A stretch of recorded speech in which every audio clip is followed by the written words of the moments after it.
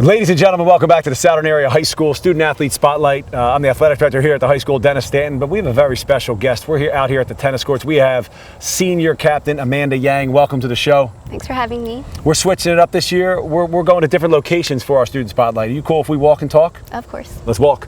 So Amanda Yang, for our viewers that don't know, has been our #1 singles tennis player for the last 3 years. Came onto the scene as a freshman and won the conference championship as a freshman.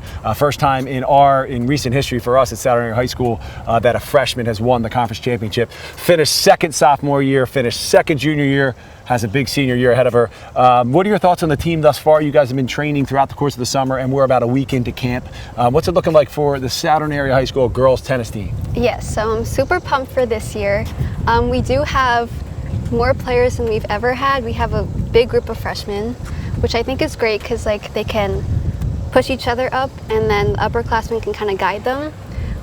We also have a new coach for the freshmen, and she's also been really great with helping them because she was, I think, 4-year varsity player when she was here. And I think this year we're trying to implement more conditioning and fitness. So we've been doing 10 minutes of strength work before our run around the school. I think that's going to help this season. Absolutely, absolutely. No, when I first came out here a couple days ago and saw just the sheer numbers of kids, shout out to Josh Myers, our head coach, who's recruited so many student athletes to this sport. We have 21 freshmen, which we've never had.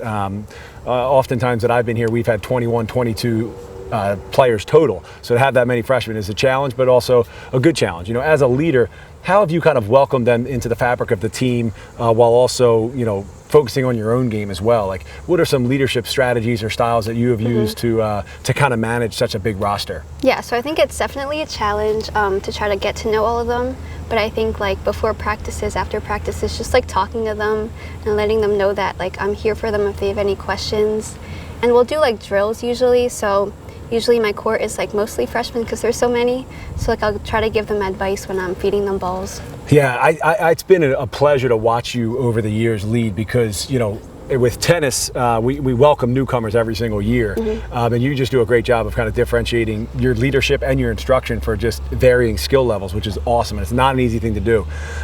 When looking at the season, obviously our conference is tough. You know, we got the CBs that are awesome. North Penn's always good. Is there a team that sticks out that is going to be the most challenging team this season, or is it kind of up in the air at this point? I think it is pretty up in the air because you never know if there's new players or there's old players leaving. I think that every team has their strengths and weaknesses, but usually our goal is to beat North Penn. So that's been our goal for the past few years, and I think that this year with all of our returning players and also some freshmen that have really stood out, I think we do have a good chance. I like that. And you've always been about the team, but to get a little selfish here and to get a little individualistic, you won the conference freshman year, finished second sophomore, junior year. Going into your senior year, is there a player that is going to be challenging you, or you're going to challenge them for that title? Yeah, so last year there was a girl from CB South, Grace Piero, and great player. Yeah, every match I played against her was super tough. She's mentally very strong. She has super good technique. She's very powerful. So yeah, she's always my, not enemy, but the person I try to be and do better than. Sure. So yeah. Absolutely. I like that you talked about the mental toughness and mental strength. Something that all of our student athletes have to work on, and there's no recipe for it. But I really enjoy watching you play this game because it's one of the things that I've noticed about your game. You rarely get sped up, you rarely get upset, you rarely show emotion. How do you do that? Even in some of the biggest matches when I watch you play in the Suburban 1 Conference Championships, you never seem fazed by making mistakes or when another player is playing really well. What's your mindset during the game? Yeah, I think it's difficult because you're by yourself on the court.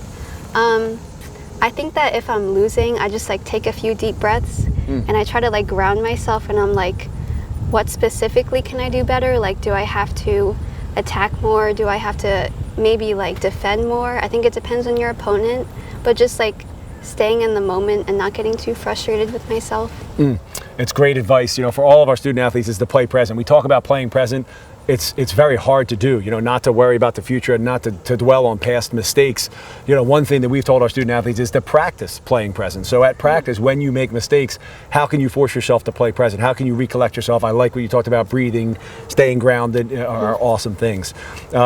Ladies and gentlemen, thank you for tuning in.